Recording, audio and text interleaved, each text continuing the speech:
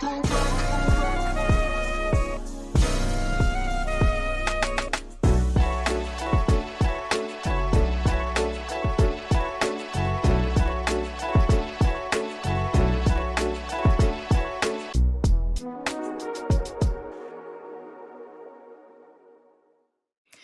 fam, welcome to Life More Abundantly, the podcast where we talk Black health like we talk everything else, real, out loud, and with love. I'm Dr. Eboni Haynes. And I'm Dr. Tynisha Drennon. Ooh, we have so much to talk about today. So much. Let's get to today's episode.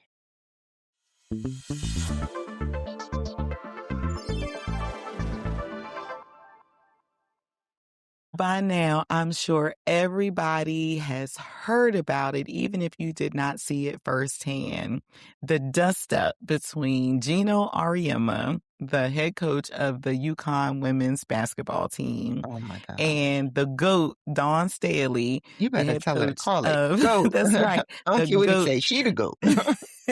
Of the South Carolina women's basketball team. And so just so that our listeners are crystal clear, yes, I am biased. I am a Gamecock. My husband is a Gamecock. 5 other members of our family are Gamecocks. And so we riding for Dawn Staley. 10 toes down, we riding for Dawn Staley.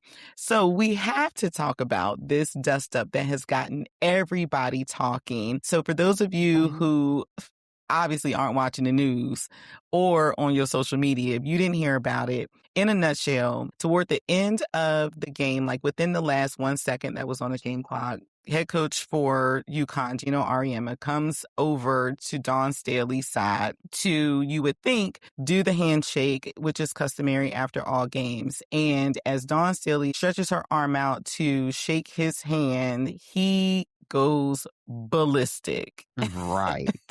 But he did shake her hand, and then he goes ballistic, which is crazy. Okay, it was like a halfway handshake, but you're right. And then after that, he goes off. And we don't know what Geno said to Dawn initially, but Dawn was extremely offended. 0 to 100. Yes. I mean, we don't normally see Dawn react that way. However, but she is from Philly, so we can do it. Yes. Whatever he said, she did not like it at all. And in the post-game interview on the court, she did mention to Holly Rowe that, she's not sure what she did to offend Geno, but, one of the things that she's going to stand on is her integrity. And so obviously he was questioning her integrity at that point, and she was not having that. Right. So, well, of when course, you say they don't know what she did to offend them, they won the game. That's stuff. Well, there is that. Yes. And I think he did know early on that game was going to be an L for UConn. So this brought up so many conversations, everything from, what was the offense that made Geno even do something uncharacteristic as walk off the court before going through the handshake line. Now, y'all know we've talked about handshake lines and, that's a no-no. What that looks like. And the coach is usually the one leading the handshake line where the two opposing teams come together at the end of the game and shake hands. He leaves the court immediately after his assistant coaches get in between him and Dawn, his Black assistant coaches, let me just say that. And so everybody was like, why is Geno upset? What is going on? And Geno is just like, I said what I said. I feel how I feel, and I have no regrets. So here we are. Which also became, the talking point, right? So, we'll say the Gamecocks won, but how the players played, who made what points, all of that has gotten overshadowed by this incident between Coach Geno and Coach Dawn. And he walked off the court, which is unprofessional and unprecedented and all of that. I will say this, it's hard to shake somebody's hand in a lineup after they told you they will beat your ass. I'm not saying she shouldn't have said what she said because she said what she said and she stood 10 toes down. I'm just saying it was a little hard to shake your hand after that. It was. However, for me, it was, number one, I think part of the issue always is that particularly white men, and as we see white women, Right. have it felt like they can do and say whatever Mhm. they want to do and say to Black Mhm. people and Mhm. get away with it. Without consequence. Absolutely. Correct. And Yeah. it was very aggressive how Mhm. Geno was coming at Dawn, who is a little shorty doo-wop. So you've got the whole white male yelling in my face Mhm. situation. Mhm. You're towering over me. Mhm. That's another point, right? Mhm. But then you're going to disrespect me and my team, which you disrespected me and my team during a timeout when you were mad that Right. the officials weren't calling fouls. And then you alluded to the coach Alluded. who's always calling the referee's name. Don't even do that, right? So But you he was alluding to the fact that she cheated. That's one of the issues. Or correct. that they And weren't call yeah, it's crazy. it's crazy, especially for Geno to be the winningest coach in women's Mhm. basketball. Like, Mhm. you should have been better than this. Like, what caused you to unravel so much so? Yeah. So there are just so many issues here. And I've heard everybody talk about Everybody's this opinion on across this, the right? demographic spectrum. Mhm. And one of the things that I will say is that I'm very proud of the folks that I've seen that have, after they posted their perspective, saying both coaches should have behaved differently, Mhm. recognizing that there was a power imbalance, there was a height imbalance, there was Mhm. a lack of Mhm. respect, there Mhm. was this underlying racially motivated or racially tense Mhm. incident that happened Mhm. that Dawn Staley had to respond to. And then Absolutely. afterward, she still responded in class. And when asked about it, she was like, you know what? You got to go talk to Geno about that. Right. Not my problem. Right. He was on 100 and when he approached her and then she went from 0 to 100 and whatever he said warranted her emotions to become what they are. It's interesting that you would say that across demographics have responded verbally to this incident. And we've mentioned this before, and I'm going to mention it again. It was Black women who Mm-hmm. thwarted the incident, who were pulling Mm-hmm. her away, who was pulling him away. Where were any men? Including Mm-hmm. refs, you know what I mean? To step in and be like, Right. hey, man, what you doing?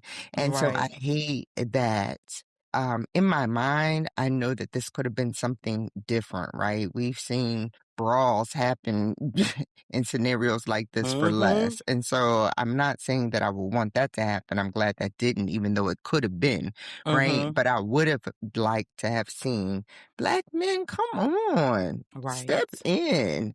You know what I mean? I'm not saying anybody blows had to be thrown, but just to step in, like you said, there's a height, there's a power, there's a woman, there's all these imbalances and be like, "Hey, man, Right. We no, don't we're do not doing this. that.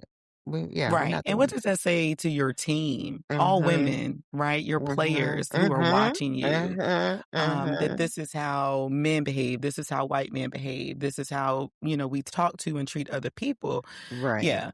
And if he Yeah. did this to Dawn, I would be willing to bet money that some of these locker room talks, some of these practice talks in a similar fashion. Girl.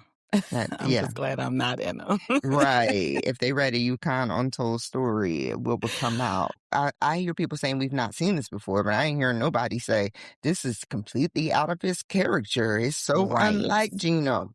Right. Yeah. But I've also been seeing people say if you ask Pat Summitt, she had some stories to tell. So, Mm, I think if Pat Summitt was still alive, she would have had a whole lot to say about this incident that okay. happened. Yeah. Okay. So, Yeah. And then accountability. I've not heard UConn, and maybe you have because I don't follow sports the same way you do, release a full statement. so about the UConn statement, there was a Mm, statement that was released. okay. I know Geno released a statement. The UConn, so we'll talk about He that. did Go ahead. eventually release a statement, but Mhm. initially after the incident happened, UConn released a statement and it was so generic. It didn't name Mm, Dawn specifically. okay. And you could tell that it wasn't Geno's statement. It wasn't Okay. Geno's word because Geno was still like, I said what I said He and I don't have was. any regrets. Yeah, yeah. So I thought he had released that statement Okay, so UConn released that statement, Yeah, issued an apology, but did not acknowledge Dawn Stanley directly. Okay. that's right. And so everybody was like, you need to say her name. Like it became Mhm. another hashtag say her name Yes, situation yes. because you couldn't even acknowledge that the offense was against Dawn in that incident. So there were lots of calls for UConn to do the right thing and for Geno to release a statement, which happened a few days later. Right. Well, he did release a statement, and his statement still is like, all right, I did it. I said it. My bad. Right. Yes. Days later, he did release his own statement. He called Dawn, which Dawn acknowledged that he did and said, we're going to move on from this incident. But yeah, this definitely is a sour taste in people's mouths. So it'll be interesting to see what the next season holds for South Carolina and UConn because they actually do play each other next And let me season. ask you this, because when we talked about sports in the past in terms of accountability for actions, okay, the NCAA is over basketball. Like the NCAA gonna sanction him for this behavior? Hmm. Well, it doesn't appear that they are because they haven't done so yet. Mm. And the other frustrating part for me is that the game wasn't over when this altercation happened. There was still Mhm. time left on the clock. Yeah, it wasn't Mhm. much time. I think it was like only zero point 0.8 seconds left on the clock. There was still an opportunity for the officials to call Yes. something, and they did not. They didn't call Mm. anything. And Okay. so, I'm a big critic of the officiating. And I'm not just saying this because I feel like they don't call games properly when our women are out there. And I have my own views on that. But they do a horrible job of officiating. And the NCAA has been silent. So Geno had a real issue in terms of the officiating job. But don't say that it was a bad officiating job because Dawn had something to do with it. It had been a Right. bad officiating job all the way around. So the Okay. NCAA does need to do a better job, in my opinion, of just reining some stuff in because Right. the things that are happening, I think players are going to get hurt. I think there are going to be a whole lot more dust ups. And I feel like because we are now in this season of sports betting, it's just going to get a whole lot Mm. worse. Okay, gotcha. All right, well, thank you for the breakdown. All right, next up, I'm sure everybody's been seeing in the news that Rebecca Cruz, who is the wife of actor Terry Crews, came out and officially announced that she has Parkinson's disease. Which is very Yes. interesting that she would make this announcement, and I'm hoping that it's to bring awareness. Sometimes celebrities and their families have pressure to reveal the personal side of their life, Mm-hmm. which technically is nobody's business. Right. But she is bringing awareness, which is what we try and do here on how diseases and or disorders affect African American communities.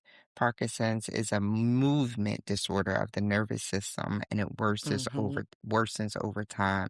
Symptoms start slowly and then they progress. And most of us think that Parkinson's is just about the tremors. Like when we see people shaking, we automatically assume that it's Parkinson's. And a lot of time, most of the time it is, but there are some other diseases and disorders that have that happen. But then as things progress, people start to move a lot more slowly. Their Mm-hmm. muscles become very rigid. They can have poor posture and balance. They lose automatic movement. So, things that we do without thinking about it, they can't do anymore, like blinking, smiling, swinging our arms when we're walking. These are all Mm-hmm. things that just happen naturally. I'm moving my hands right now, right? Not even Right. thinking about the fact that my brain has to connect to something to make it move. But these are just natural Mm-hmm. movements that change. Um, Writing changes, and then non-motor symptoms like depression, anxiety, constipation, sleep problems. Um, these things can act out in dreams. Sometimes we laugh like, if you see a bathroom in your dream, don't use it. But Mm-hmm. in this context, your brain might not be able to make the distinction and you start having difficulty controlling those Right. movements. So we want to send a shout out to Rebecca, let her know we're bringing awareness along with her. Our thoughts and prayers Mm-hmm. are with Absolutely. her. What are your thoughts? I too hope that they are sharing this information to educate and not because of the social pressure to disclose what's going on with her. But I also feel like in our communities, we tend not to talk about Parkinson's disease. Mhm, And mhm. so oftentimes when things start happening, we know something is happening, but we don't have the language to Right. really describe what it is. And so, Mhm. I think that, we have to get to a point where we recognize that Parkinson's affects Black people too. Mhm. So Sure often the do. people that come out in the public with Parkinson's are often white people, but Mhm. Parkinson's affects Black people as well. Yeah, and, there's no known cause for Parkinson's. Like, it's not like Mhm. you can take a test and, Right. have pre-screening and things like that. It comes down to they really don't know. Sometimes they blame it on genetics, but there's no test you can have. But we talk about a lot on our podcast about knowing your family history, right? Mhm. And so if there's a genetic predisposition, just knowing that, mom, well, you would know mom or dad, but, great aunt Sally or, Mhm. or great That's grandmama, right. that would at least help you be semi-aware, semi-conscious if you start having some odd symptoms in your body to Mhm. bring it up to your doctor to be able to advocate. Because even though there's no cure for many things, including Parkinson's, there are now medications that can help treat the symptoms. The And symptoms, so that's we right. definitely want to manage symptoms as best that we can. Mhm. For sure. So yeah, lots of prayers out to the Cruz family and hope that they get the support that they need as they navigate this health challenge that's impacting their family. Absolutely. All right. What else we got on tap today, Daphne? Let's talk about what's happening this week in Black history. Blackity black, black, black. History 365 and 366 on a leap year. That's right.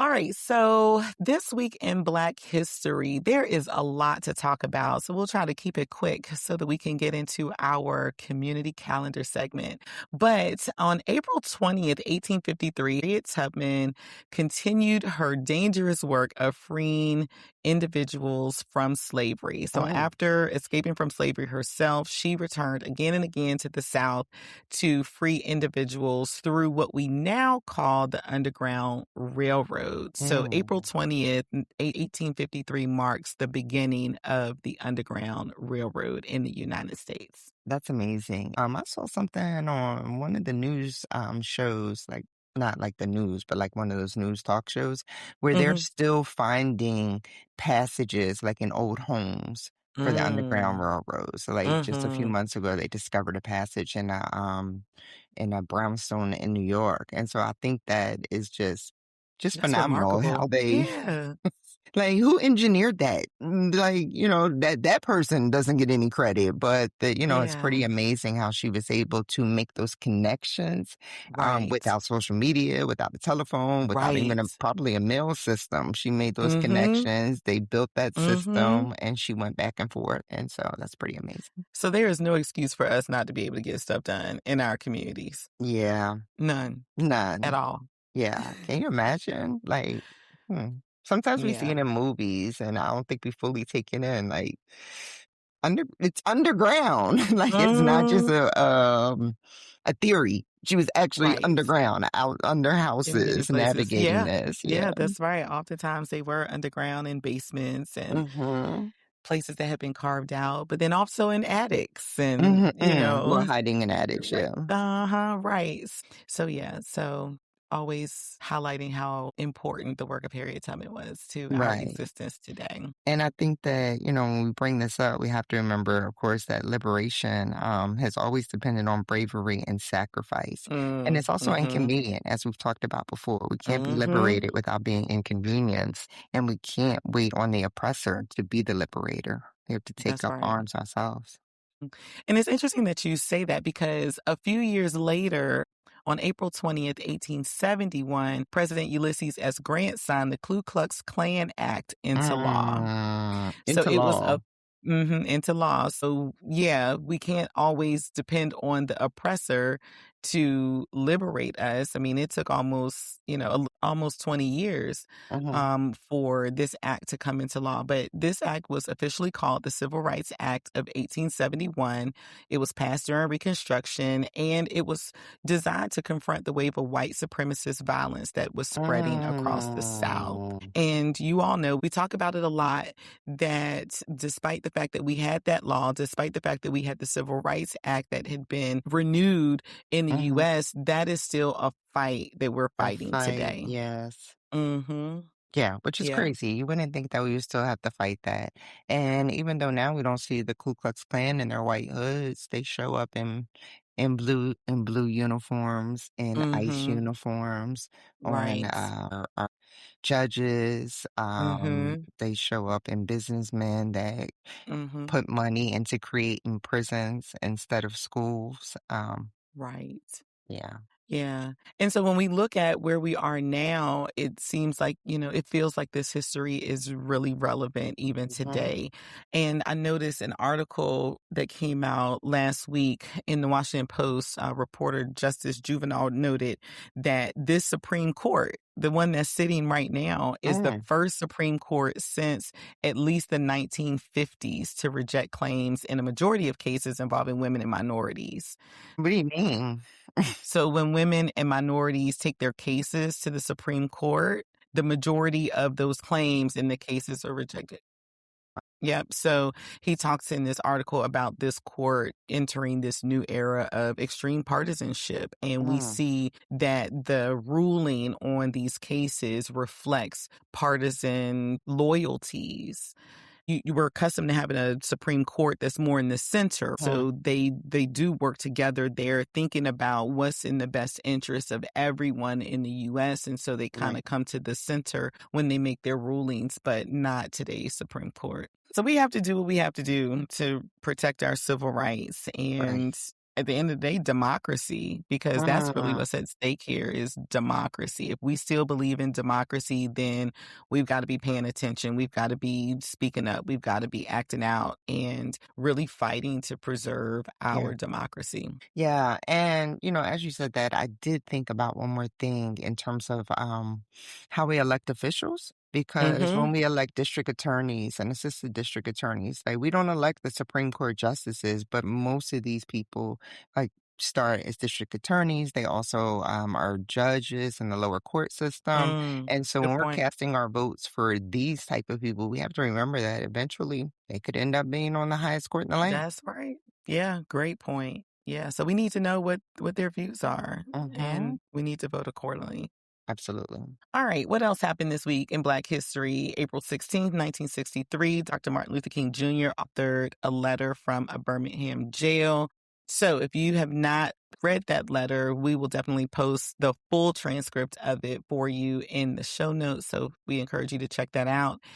And then in terms of people in creative spaces, on April 15th, 1964, Sidney Poitier became the first Black to win an Academy Award for Best Actor for Lilies of the Field. And April 17th, 1983, Alice Walker became the first Black woman to win a Pulitzer Prize for fiction for The Color Purple. Okay, and let's hold up with her because The Color Purple, right? We would call it a cult classic in modern Mm-hmm. language, right? There are Right. still so many lines that we quote from the movie, but the Mm-hmm. book was transformative, especially for its time and the issues that it Right. addressed. Right? It addressed child molestation. It addressed inter-family children, if you will. It addressed being Mm-hmm. forced into marriages. So in my household, the most controversial topic from The Color Purple was about lesbianism. And which wasn't called lesbianism at the time, let's be clear, but I believe that that was the first time that we had seen or heard, because it was a book first, but definitely in the movie, had seen that in a cultural feature film. And so that Mm-hmm. was groundbreaking in and of itself, as well as all the other That's tales right. that she spoke of. It was almost like, she said, I'm a tell of all the things that happen in Black culture that we don't talk about, that we sweep under the rug. And so I think that Mm-hmm. also just made it phenomenal that she won for that her work was recognized. Mm-hmm. The Pulitzer Prize is the highest accolade that you could get as a writer. So, That's right. Black women in particular came together to push for her to receive the Pulitzer for her work. Oh, nice. Yeah. So that collectivism was still very much important to ensuring that Black people got recognized for their work. That's pretty amazing. So again, asserting our own voices. I don't even know who you would go to be like, no, she didn't win a Pulitzer Prize. But for them to do their due diligence without the internet. Again, right. This is Yeah. 1983, right? Yes. And for those of you who might be listening who can't imagine a world without the internet, there was this time when we Yes, there had to was. ask questions and go to the library Go to the library, and pick up the phone and call pick up the folks. phone, show up at a mayor's office or state representative's office and find out That's right. information so that we could take action. But Mhm. now, if you find someone's work incredible and amazing, certainly you could get on the Googler and find what you need to That's advocate right. for that person. Like you're Yeah, going to for do for sure. us one day when you see our published works. Okay, I'm sorry. That's right. Please and thank you. Please and thank you. What's on our community calendar today?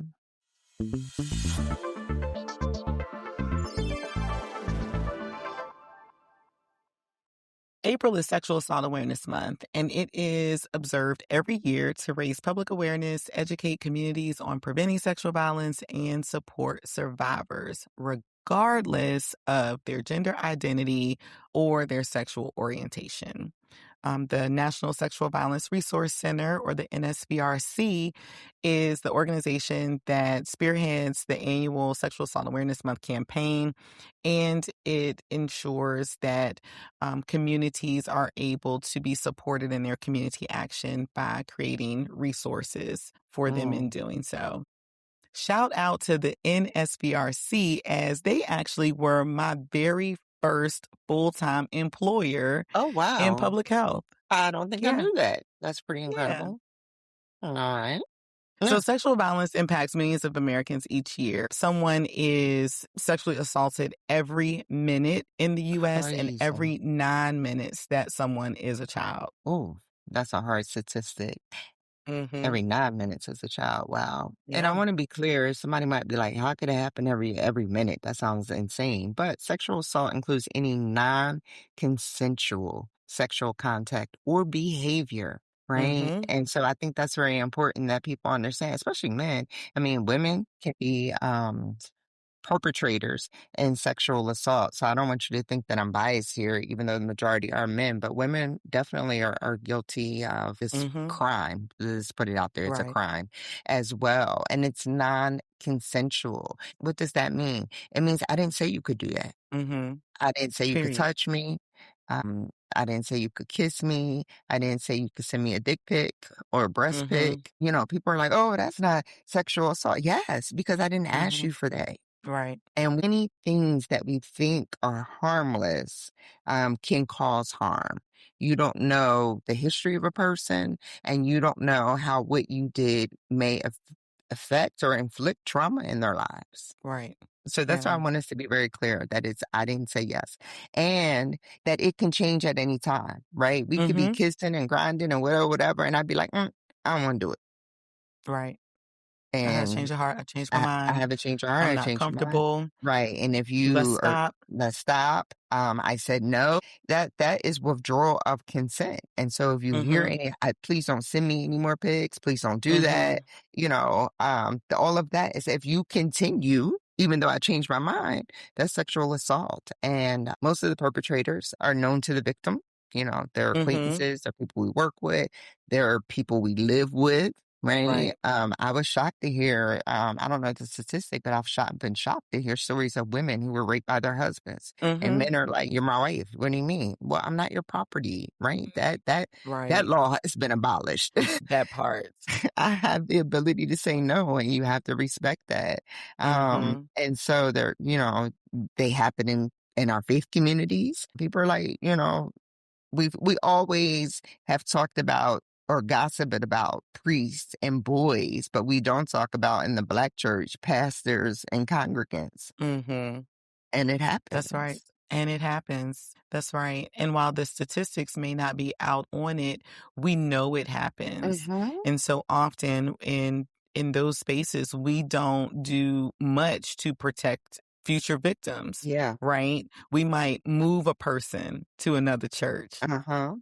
Right. Mm-hmm. Or, there may be a slap on the wrist or someone has to take a class or what have you, but then that person is put back in the pulpit or is allowed to go back to their position. Right. And we know about it, but we don't do anything more about that, not even to educating Mm-hmm. congregations Mm-hmm. about, Mm-hmm. how do you report it? How do you let someone know? How do you care for people who have been Yes. victimized? We don't Yes. do that, and we have to do a better job of that.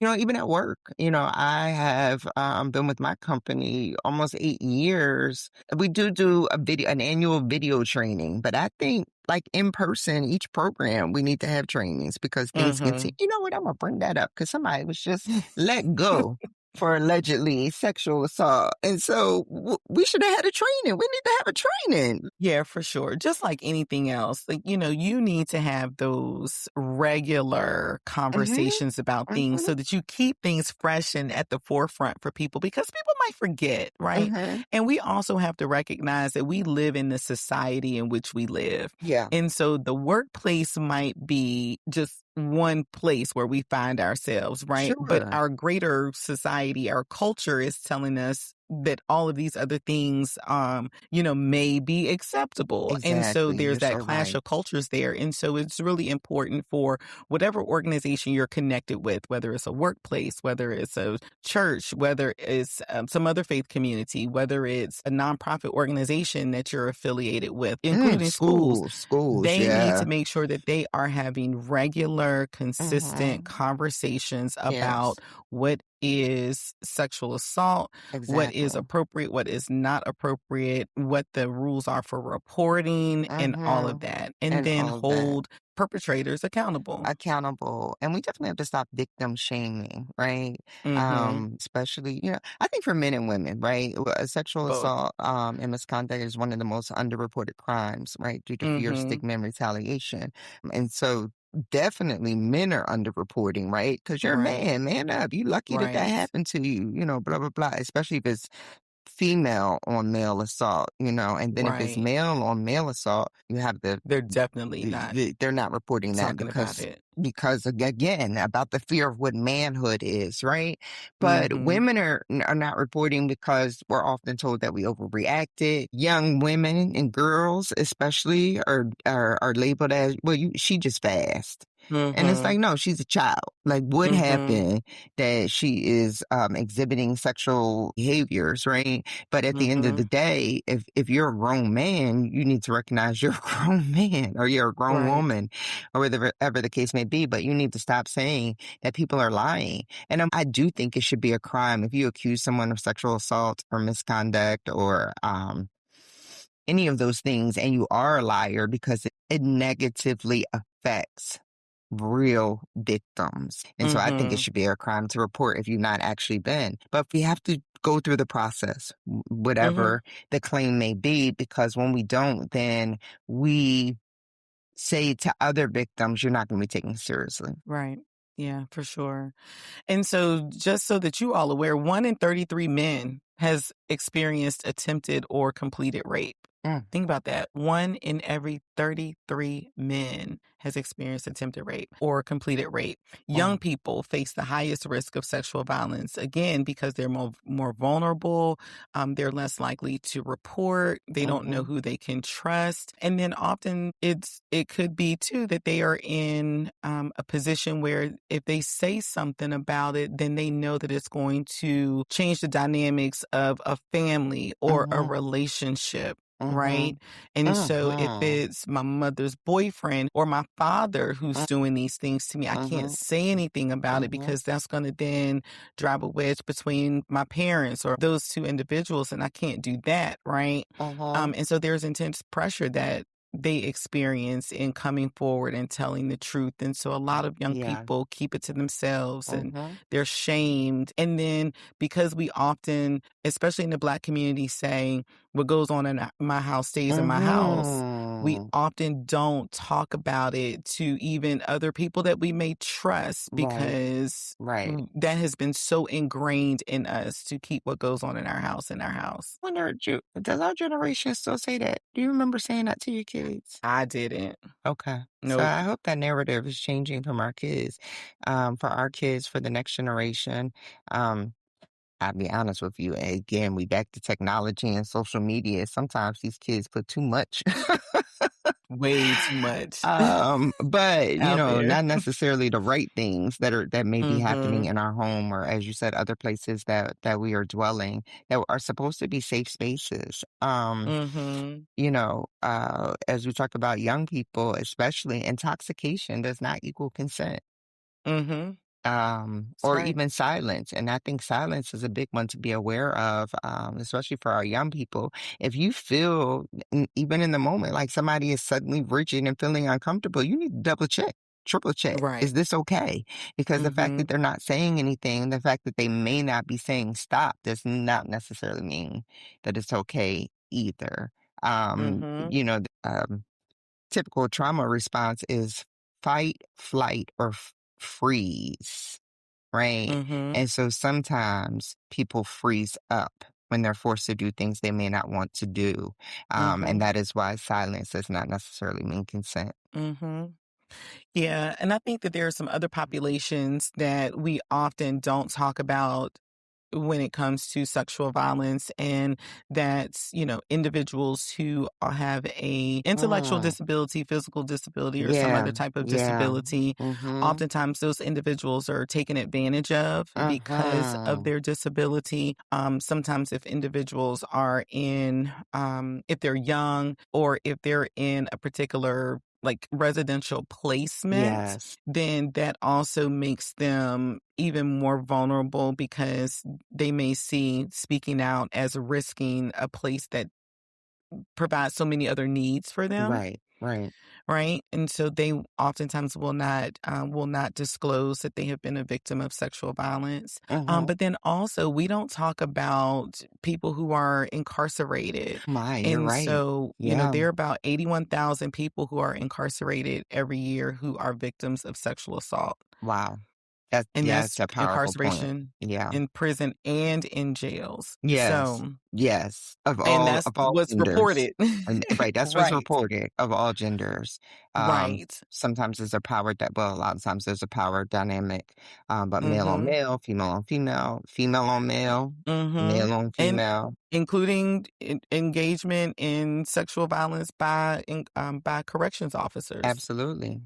Mhm. Absolutely.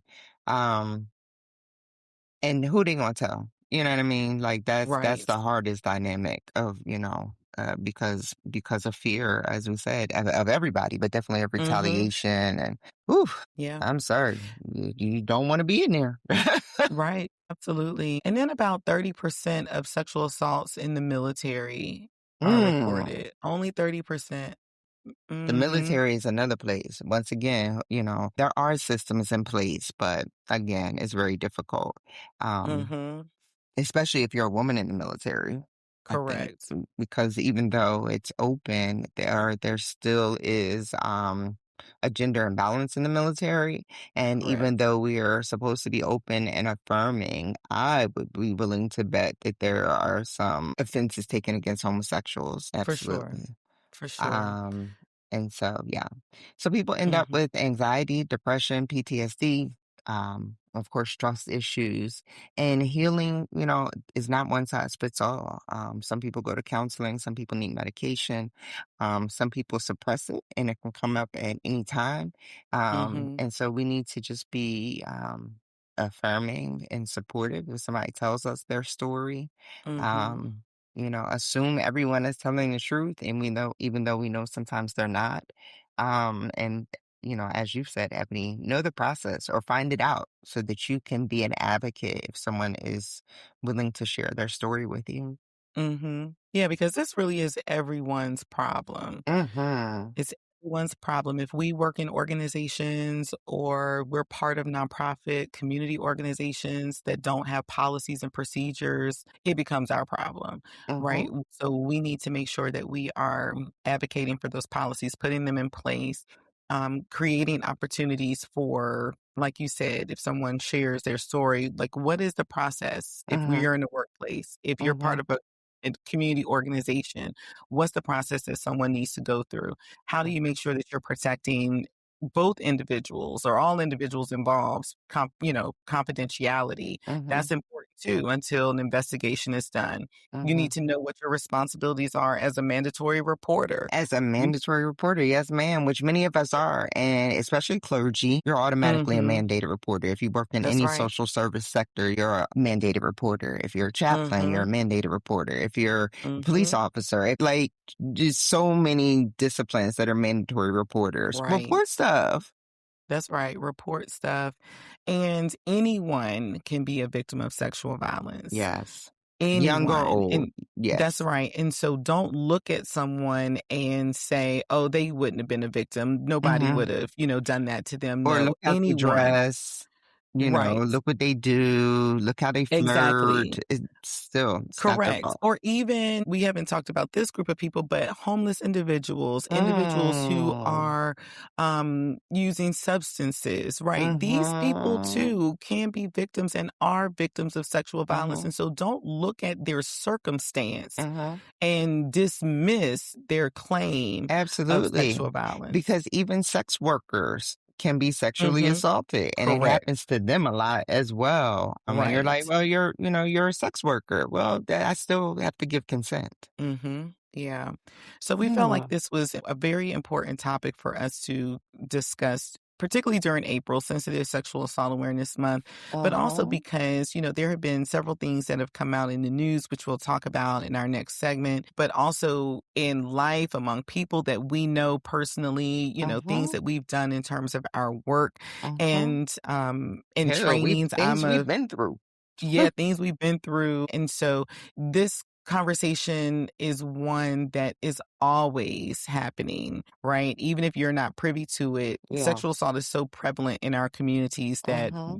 people are talking about it every single day because they have to. People have Every been single day. impacted by it. So, It's not just Diddy. Okay. right, right. Nor R. Kelly. Nor R. Kelly. And even though sometimes we make light of those scenarios, we have to remember that the people in those scenarios are also victims and survivors. Mm-hmm. But it also Correct. does bring to light sexual assault and how, Mm-hmm. the many different ways that this can happen. Right.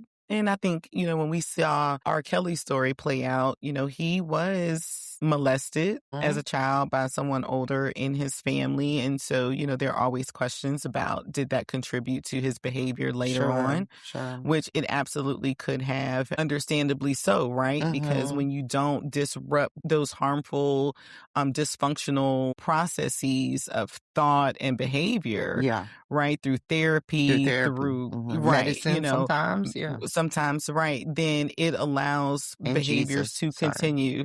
Hmm. Absolutely. And so we want to make sure that, we're doing our part to educate that, even if you have been a victim of sexual assault in your childhood, then, you need to seek resources to help you Yes. process, even if you Yes. feel like, you know what, I'm grown, I dealt with it, I'm over it, I've Right. moved on. Right. Oftentimes, the way that you process it shows up in other unhealthy ways. Absolutely, it does. These things can come up, years later. Mhm. Sometimes these things can come out in other ways, not just in sexual activity, but you might, be wondering, why you don't stand up for yourself or, Mm. Good point. why you allow things to happen, and don't advocate for yourself, why you're more nervous or super cautious about dating these Mhm. things because you have, undealt with trauma. And so you might be going to Mhm. therapy like, oh,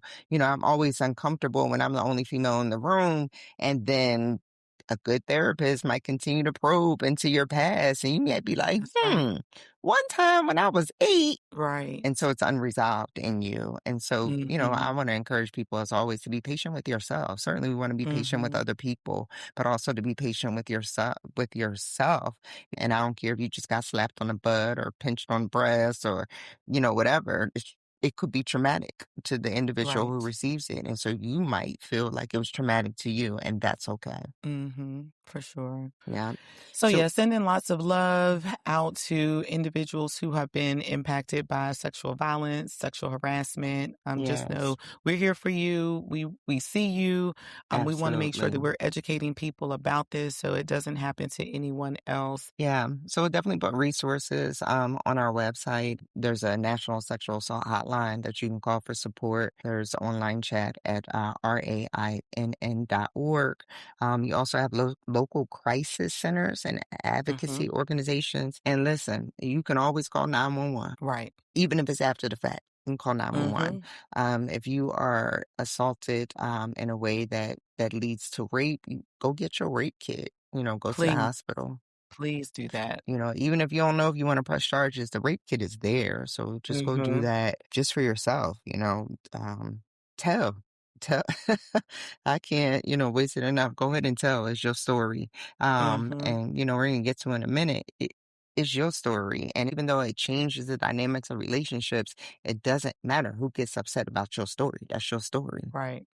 Or your life, because at the end of the day, this is your life and you need Mm-hmm. to be able to live it more abundantly. So, Yes, yeah, we want to make sure that you are healthy and whole. And we can't prevent everything bad, absolutely. right, from happening to us, but we Mm-hmm. can definitely work through the difficult seasons of our life so that we can get back to living more abundantly. And many times that comes through telling your story Yes, telling your and seeking the story. help that you need. And if you don't have trainings, you be the trainer. You find out who is the trainer and invite them to your space to do the Mhm. training. That's just one thing you could do to help prevention. Mhm. So Mhm. also we can create safer communities if we try. We do this to bring awareness. Awareness leads to action and action leads to change. Like you said, it's not 100% preventable, but we can decrease the numbers if we do it together. Mhm. Yeah. And I want people to also consider what it looks like to do age appropriate education in Mm-hmm. organizations that they're connected to. I think about places like Little League or T-ball or the Great Scouts points. or, Mm-hmm. any other place where you might be interacting with young people or teenagers, right? They need to receive age appropriate education on Mm-hmm. what's appropriate and what's not. And it also needs to be regular and consistent. Uh-huh, And they need to uh-huh. know who they can reach out to. So if you are engaged with any of those types of organizations, figure out how you can bring that education, like T said, to those spaces so that our young people don't feel isolated and like they can't talk to anybody about what's Right, happening to them. right. As you were saying that, and I'm sorry, I wanted you to have the last thought. I was thinking about being an athlete and how all of us, not just me, used to get smacked on our butts, like when we, either did a good job Mm-hmm. or heading out to court or whatever the case may be. And maybe somebody don't want that. You're right. Yeah. It's become a Mhm. cultural thing, right? If you're Yeah, part of that culture, then, it seems like it's no big deal, but it's worth asking the question, could that potentially bother someone? right. And if it could possibly bother someone, then maybe we should stop doing it. Maybe we should stop doing it. And if we're going to keep doing it because we got consent from 9 out of the 11 players, maybe we not do it to the other two players. And maybe we make it Right. comfortable for the other person to be like, please don't slap me on my butt. And that Mhm. be okay Right. by I teammates agree. and the coach. Like, can we let that be okay? Mhm. So, Great point. So yeah, so like T said, we'll make sure that we have all of the resources posted in our show notes so that you can access it. We also want to thank the Rape, Abuse, and Incest National Network, or RAINN, RAINN, for providing the statistics that we shared with you all today. Thank you for all the work of the NSBRC for promoting the Sexual Assault Awareness Month and leading those campaign efforts, and everyone who does any type of work supporting victims and survivors of sexual violence, anyone who is working in shelters, anyone who's providing legal services, anyone who's doing any part to make sure that people are receiving the services that they need after sexual violence or doing work to prevent sexual violence. We thank you. thank you. Thank you so much. Yep. All right. So, what's on tap for today's herbal tea?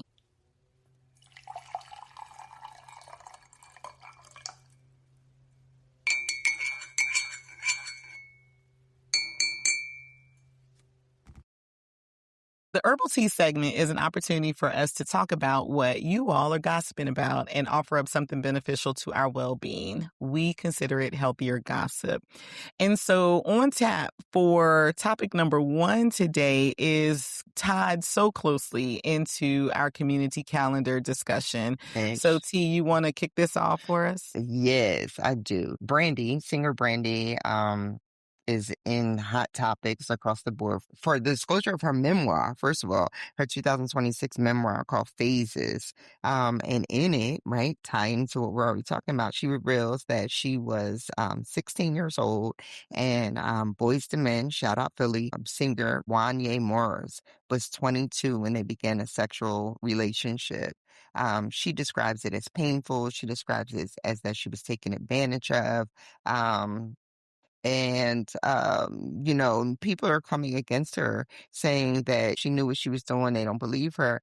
So we don't know what city that she was in, but this could be considered statutory rape, which is also a Mm. crime. In addition Mm-hmm. to just plain sexual assault, which is also a crime when 22. And this is an interesting thing because I remember I dated a man when I was 16, he was 21, and he still hung out, with a lot of people that were still in high school. And back then we didn't even think it was weird. He was like, some people still hang Right. around. And it was okay to date him. I just want to say Mm-hmm. that. And so By society standards, by your home standards, by your friend group standards. I think all of the above, but would it Okay. be okay by the law? We have to Mm-hmm. start investigating, or being conscious.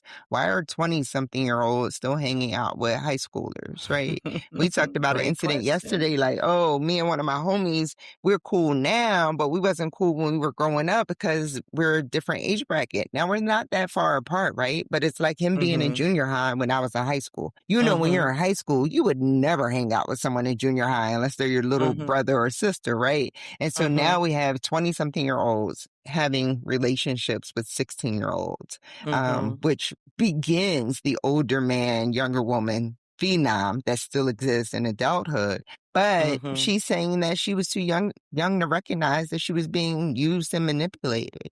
And Mm. so now she's telling her truth, which we just talked about. It's okay whenever to tell your truth. And she says that even though she was a victim of what she, labeling sexual assault, people don't come forward because they feel judged, which is one of the Mhm. reasons why she hasn't told the story, because she didn't want to feel judged. And now she's Mhm. telling the story in her memoir, and she also feels judged. And I think that we need to highlight, not only is this, again, bringing awareness to sexual assault, but, a lot of people's memoirs end up telling things. If I wrote a memoir right now, you want to find out Ooh, some stuff that child. you ain't know nothing Mm. about. And I'm not a You would be celebrity. like, "What? You went through Yes. what?" Yeah. Yes. Yeah. Yeah, there is so much I could unpack, just my personal experiences, right? So Uh-huh. I get exactly where Brandy is coming from on this, right? Having certain experiences and for her being in the limelight, Right. with her being a public figure, with him being a public figure, with women's voices not being heard or Uh-huh. respected or believed, right? Remember, we had that whole Me Too movement that Yes. happened not that long ago, Right. right? And so this was well before that when this incident happened. So I can only imagine being a young woman and having this incident happen and feeling like there's no way I can bring this out in public. Right. And so I do truly respect her for being willing to bring this very painful story out in her memoir, regardless of how other people will receive it. And I know Right. she talked about on The View, for example, like her always having this feeling of not wanting to be judged, Mm. but she told the story anyway. And so there's a lot of strength that came from her doing so. So I respect her tremendously for that. I've also heard other folks on radio shows who've said that they don't believe her, just flat Yeah, out. I which is don't believe her. I unfortunate. don't believe that Yeah. happened. And just because someone doesn't tell their story when it first happened doesn't mean that they're unbelievable. Uh-huh. And just because now this man is, way grown, he's got a, Uh-huh. wife and family, we have to stop looking at, I guess, a person's current circumstance Uh-huh. and looking at where they are now and placing value on a story based on that. Yeah, definitely. And I also think that the conversation has come up about potentially ruining someone else with your story. Mhm. Right. And so that brings us back to accountability. Yeah, because if you did something 20, 30 years ago, are you still accountable? Maybe. Yeah. I would think definitely you're still accountable in terms of it ruining, who you are now and the fairness of all of that. You did what you did, and it's my story to tell. Mhm. And like we talked about last week, I'm not the same person I was 20 years ago, Yes. right? And so I'm sure Wanye, if he's not the same person now that he was 20 years ago or 30 years ago, whenever this happened, right? And so there has to be some level of recognition that prayerfully all of us have grown Mhm. from, Mhm. who we were when we were in our teens and in our 20s to Mhm. who we are today.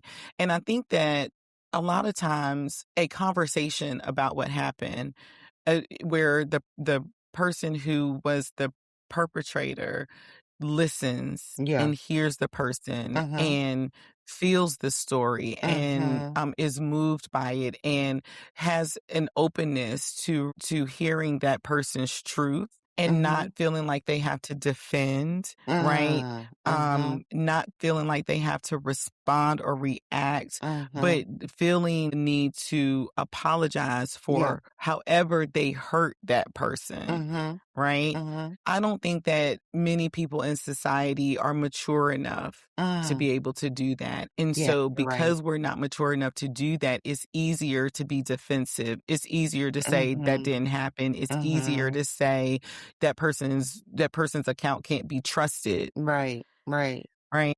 'Cause I think even to say, as you're saying about personal accountability, right? I may not have been aware, or to say I wasn't aware that that was your perspective or that's how it made you Mhm. feel, right? Because Mhm. that's the truth too sometimes. Sometimes we Mhm. didn't know. Right. So when we know better, we do better. We As we're do talking better. about all the other things, a simple pat on the butt or, sending a picture, maybe you were not aware that that caused harm Mhm. at the time. But as you're saying, if someone comes to you and says it did cause harm, whether it's today or 20, 30 years from now, to be able to say, I wasn't aware and I'm sorry that Mhm. that I did that and that it made you Right. feel that way. Yeah. So that's really Yeah. important. So yeah, we want you to tell your stories, and tell your story on your own timeline. I think is Mhm. another important takeaway from this. That when you're ready to tell your story is when you tell your story. Mhm. Um, yeah, and then the fallout is what it is. Which is unfortunate that there's any fallout. Like you said, to be mature enough to be like, okay, that happened or that didn't happen and leave it at that instead of again with the name calling and the shaming, Right. The re-victimization the of a person. re-victimization. Yeah. Perfect. Yeah.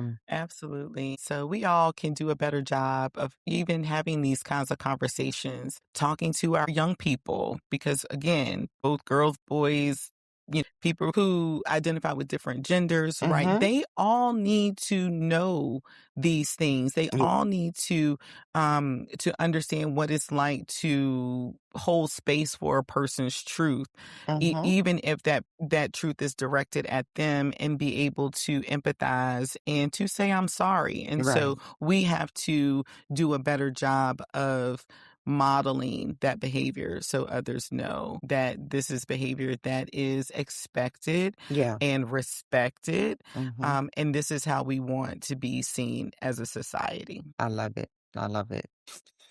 All right. Well, I'm sure this is not the last we're going to hear.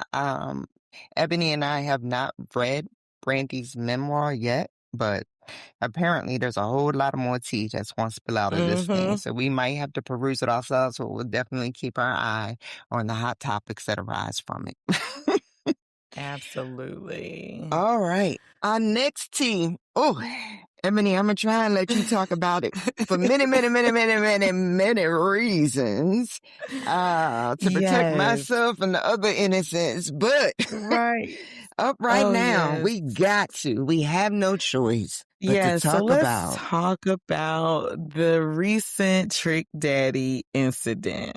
So, for those of you who are not aware, the leadership of Alpha Kappa Alpha Sorority Incorporated, one of their regions, they contracted with Trick Daddy to have him perform at their regional conference. And apparently, during the performance, Trick Daddy doing his thing. what are some of Trick Daddy's songs, Ebony?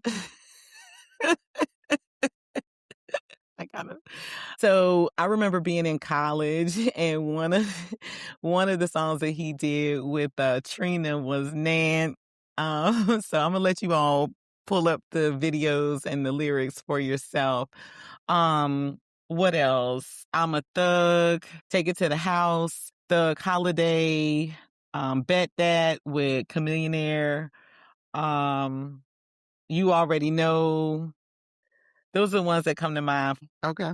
And Yeah. these were party songs when we were young. Yeah, party songs, explicit lyrics, very much, I would say, hypersexualizing women. Mm, That's kind of the era that Trick Daddy kind of came about okay. and made his money on. And so the AKAs contracted with him to perform during their regional conference. And during the performance, the regional director shut the performance down because, according to a statement that she issued, Trick Daddy and his team did not abide by the terms of the contract, particularly not including explicit lyrics Was he singing his during own the songs performance. or he was asked to sing Yes. somebody else's songs? Yeah, no, that he was singing his own songs. And so a lot of questions have been raised about number one, why would the sorority contract with someone whose music portfolio is what it is?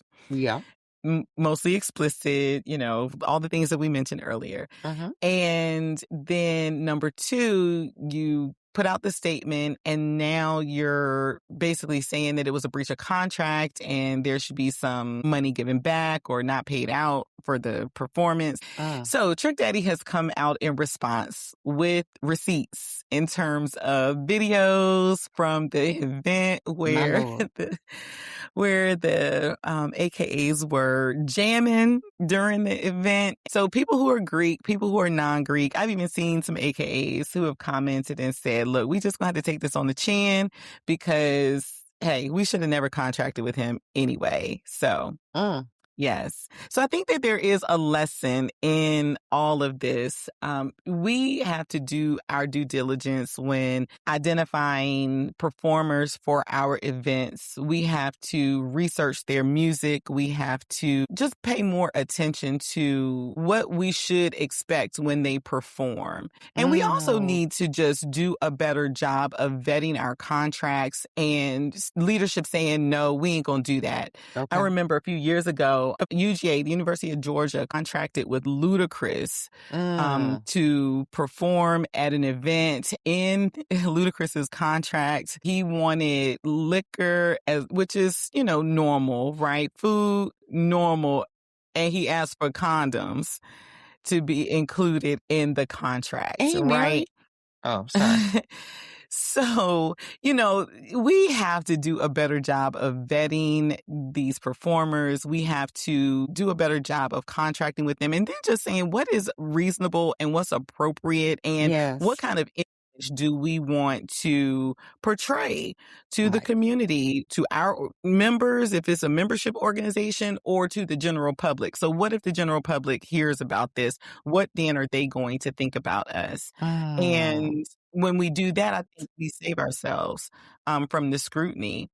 So Yeah, and I think asking, what is our purpose? Like, what are we trying to do here? What are we doing it for? right. I'm sure that they had an intention on why they were bringing him, but to evaluate that for all of us, right? What are we trying to do?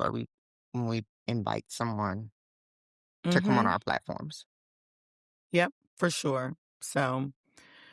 So yeah, so that's the tea coming out of the most recent AKA regional conference. So Well, with that, we still love you, oh, aka for sure, for sorority, sure. part of the fabulous Divine Nine.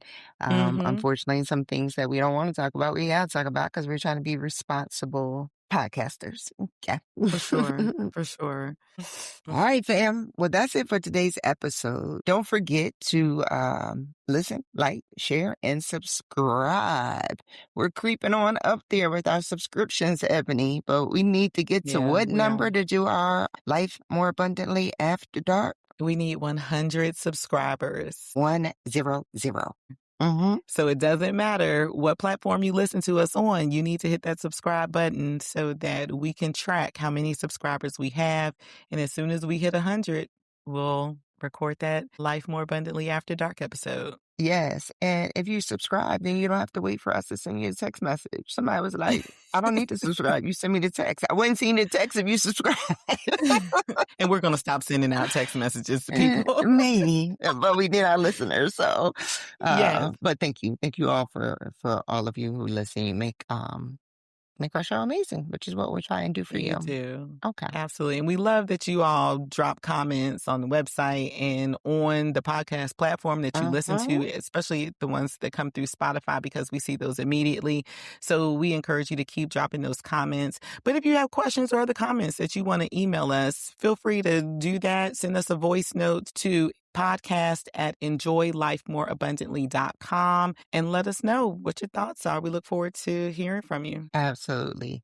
If this conversation helped you, we know it could be very triggering for a lot of people. We ask that again that you like and share it with somebody that you love. If it triggered you in any way, please reach out to the resources in community, especially therapy. Dr. Tynisha Camae Drennon also offers counseling, so you can reach out to me as well. And we don't want you to miss an episode. So until next week, enjoy life and life more abundantly. Cheers! Can I go?